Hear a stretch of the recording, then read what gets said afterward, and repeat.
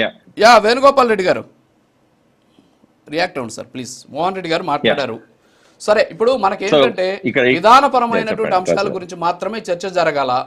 అసలు ఏంటి, అసలు ఎర్రచందనాన్ని స్మగ్లింగ్ను అడ్డుకునేందుకు ఉన్నటువంటి ప్రధానమైనటువంటి అవకాశాలు ఏంటి, వాటి మీద దృష్టి పెట్టకుండా డైరెక్ట్ ఆపరేషన్ కగారు లాంటి వాటికి వెళ్తే వచ్చేటటువంటి సమస్యలు ఏంటి, వీటి మీద చర్చిద్దాం ప్లీజ్.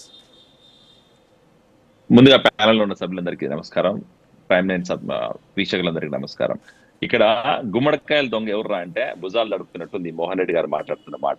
ఇక్కడ ఒకటి చెప్పాలా, ఈ రోజు పవన్ కళ్యాణ్ గారు పర్యాటక శాఖ మంత్రి, అటవీ శాఖ మంత్రి అయిన తర్వాత ఒక మంచి కార్యక్రమానికి శ్రీకారం చుట్టారు. నేను కడప జిల్లా వాసినే, నాకు తెలుసు తిరుపతి, రాజంపేట, రైల్వేకోడు ప్రాంతంలో ఎన్ని సంవత్సరాల నుంచి రెడ్ శాండిల్ స్మగ్లింగ్ జరుగుతుంది, ఆ రెడ్ శాండిల్ స్మగ్లింగ్ ఎంతమంది ఇన్వాల్వ్ అయ్యారు, ఎంతమంది వేల కోట్లు సంపాదించుకున్నారని చెప్పి జగమెరిగిన సత్యం. దాంట్లో మోహన్ రెడ్డి గారు వచ్చి ఈ రోజు ఏదో కొత్తగా చెప్పింది లేదు. మోహన్ రెడ్డి గారికి ఎందుకు అంత కోపం వస్తుందంటే వైఎస్ఆర్సీపీ నాయకులే దాంట్లో ఇన్వాల్వ్ అయ్యారు. వైఎస్ఆర్సీపీ నాయకులు డబ్బులు సంపాదించింది చిత్తూరు జిల్లాలో ఒక మెయిన్ లీడర్, పేరు చెప్తే బాగోదు కానీ ఆ లీడర్ కి ఎన్ని వేల కోట్లు డబ్బులు ఎక్కడి నుంచి వచ్చాయి, వాళ్ళ కొడుకు ఈ రోజు లిక్కర్ స్కాములు చేసి ఎన్ని వేల కోట్లు సంపాదించినాడు.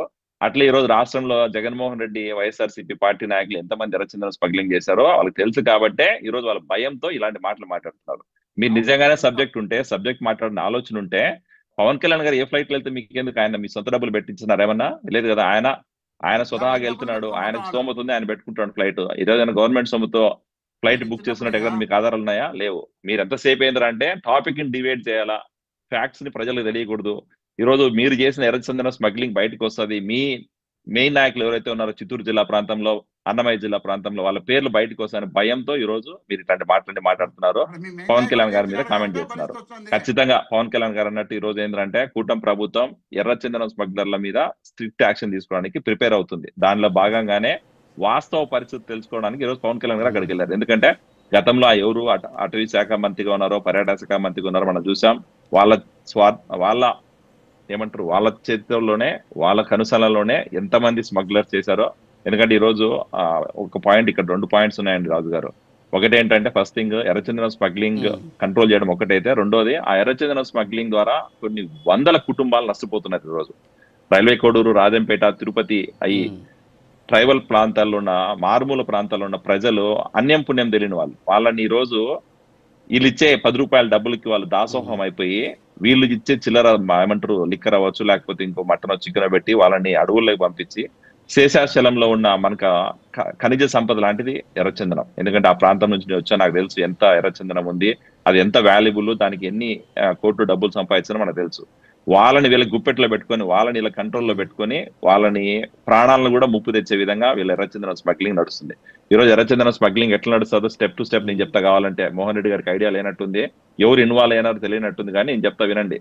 ఈ రోజు సోకాల్ పెద్దిరెడ్డి రామచంద్రారెడ్డి, మిథున్ రెడ్డి ఎవరైతే ఉన్నారో వాళ్ళు చేసిన దందాలే ఈ రోజు మెయిన్ ఇంపార్టెంట్. ఇప్పుడు సాక్ష్యాలుంటే మాట్లాడండి, ఎందుకంటే మనం అనవసరమైనటువంటి విమర్శలు వద్దు. మీ దగ్గర విమర్శ ఇక్కడ ఎందుకంటే ఫ్యాక్ట్ రాదు. ఈ రోజు మీరు ఇక్కడ మీకు తెలుసో తెలియదు కానీ ఆ లోకల్ గా నేను చూస్తున్నాను ఎంతమంది కుటుంబాలు నష్టపోయారో, ఎంతమంది ఎర్రచందనం స్మగ్లింగ్ ఇన్వాల్వ్ అయ్యి వాళ్ళని పొట్టను పెట్టుకున్నారో.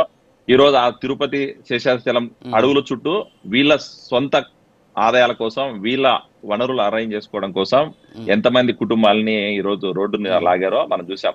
వీళ్ళు ఎక్కడ ఇన్వాల్వ్ అవ్వరు, వీళ్ళు వెనక పక్క బ్యాక్గ్రౌండ్ లో ఉంటారు. వీళ్ళు మిందాక మన రవి గారు చెప్పినట్టు ఏంటంటే ఎక్కడో ఢిల్లీలోనో, హైదరాబాద్ లోనో, లేకపోతే విజయవాడలో కూర్చొని సామాన్య ప్రజల్ని అడవుల్లోకి పంపించి వాళ్ళ దగ్గర ఎర్రచందనం దుంగలు తెప్పించుకొని ఆ దుంగల్ని ఈ రోజు జీపుల్లోనో, కార్లలోనో, లేకపోతే ఆర్టీసీ బస్సులో కూడా లాస్ట్ కి ఈ రోజు స్మగ్లింగ్ చేసే పరిస్థితికి వచ్చింది.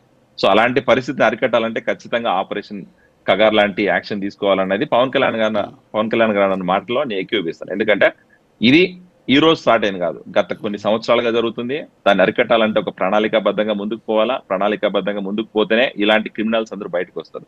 దానిలో భాగంగానే ఈ రోజు ఒక స్టెప్ ముందుకు తీసుకుని వెళ్తున్నారు. ఆ స్టెప్ తీసుకున్నప్పుడే వీళ్ళకి వైఎస్ఆర్సీపీ నాయకులకు ఆల్రెడీ ప్యాంట్ తెచ్చిపోయినట్టుంది. అందుకే అనుకుంటే ఇలాంటి మాట్లాడుతున్నారు. ఈ రోజు మోహన్ రెడ్డి గారు మాట్లాడుతున్నారు.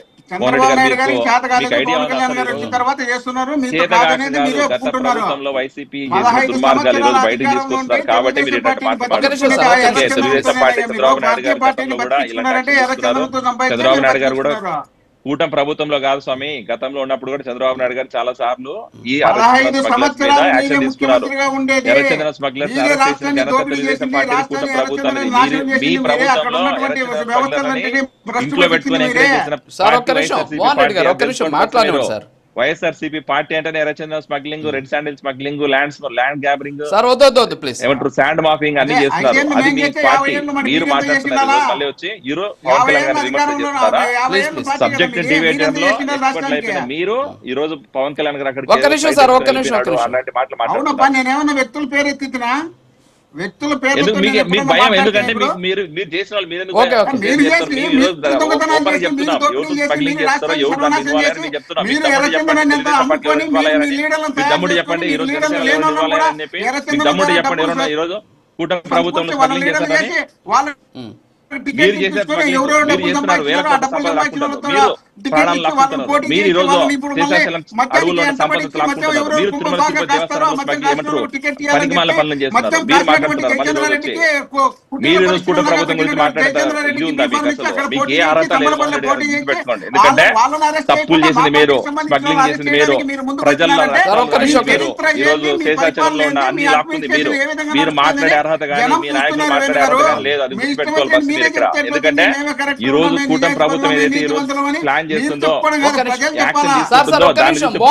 ఆగండి సార్, వాళ్ళ వర్షన్ కూడా తెలియాలి కదా సార్. వండి సార్ ప్లీజ్. వాళ్ళ వర్షన్ మీరు మాట్లాడింది వేరు, వాళ్ళు చెప్పేది వేరు. వాళ్ళ వర్షన్ ఏంటంటే మీ వర్షన్ ఏంది? మీ వర్షన్ వాళ్ళు మాట్లాడాక మీరు నోట్ చేసుకోండి, తర్వాత మాట్లాడదాం ప్లీజ్. ఇప్పుడు 5 ఏళ్ళ అధికారంలో ఉంటానే దోపిడీ చేస్తున్నారు. 3 ఏళ్ళ కరోనా ఉంటే 5 ఏళ్ళ అధికారంలో ఉన్నది 5 ఏళ్ళ అధికారంలో మీరు చేసే అరాచకాలు బయట తీసుకురావడానికి ఈ రోజు కూటమి ప్రభుత్వం స్టెప్ చేసింది. 5 ఏళ్ళు మీరు చేసే అరాచకాలు దుర్మార్గాలు రావడానికి ఈ రోజు కూటమి ప్రభుత్వం పవన్ కళ్యాణ్ గారు ముందుకు వచ్చారు. అది గుర్తుపెట్టుకోండి. మీరు చేసిన దుర్మార్గాలు, మీరు చేసిన అరాచకాలు ఒకటి బయటకు వస్తున్నాయి కాబట్టే మీరు ఈ రోజు దాన్ని ఎదుర్కోలేక దాన్ని మీరు ఎక్కడ మీరు అప్రూవల్ గా మారిపోవాల్సిన భయంతో మీరు మాట మాట్లాడుతున్నారు. ఈ రోజు తిరుపతికి పవన్ కళ్యాణ్ గారు వెళ్తే మీకు ఎందుకు అంత భయం వస్తుంది? తిరుపతిలోకి వెళ్ళి పవన్ కళ్యాణ్ గారు రోజు ఎర్రచందనం దొంగలు పరిశీలిస్తే మీకు ఎందుకు అంత భయం వస్తుంది? తిరుపతిలోకి వెళ్ళి పవన్ కళ్యాణ్ గారు ఆపరేషన్ కగారు చేస్తామంటే మీకు ఎందుకు అంత భయం వస్తుంది? అంటే ఖచ్చితంగా మీ పార్టీ నాయకులు ఇన్వాల్వ్ అయ్యారు కాబట్టి మీరు భయపడుతున్నారు. మీ పార్టీ నాయకులు ఈ రోజు గతంలో చేశారు కాబట్టి మీరు భయపడుతున్నారు. మీ పార్టీ నాయకులు బయటకు వచ్చి ఆడ ఈ రోజు జైలుకు పోవాల్సి వస్తుంది. ఆల్రెడీ జైలుకు పోయి వచ్చారు. ఒక కేసులో ఇంకో కేసులో పోవాల్సిన భయంతో ఇట్లాంటి పనికి మాల స్టేట్మెంట్ అని మాట్లాడుతున్నారు. పెట్టుకోండి సార్ ఒక్క నిమిషం సార్, ఒక్క నిమిషం. Yeah okay okay okay yeah madam Shivaparvati గారు మీరు ఆన్సర్ చేయండి ప్లీజ్. మోహన్ రెడ్డి గారు మాట్లాడారు, నేను చెప్పడానికి ఏం లేదు, మీరే చెప్పాలి. ఇక ముందుగా ప్యానెల్ సభ్యులకి వీక్షకులకి గుడ్ మార్నింగ్ అండి. నేను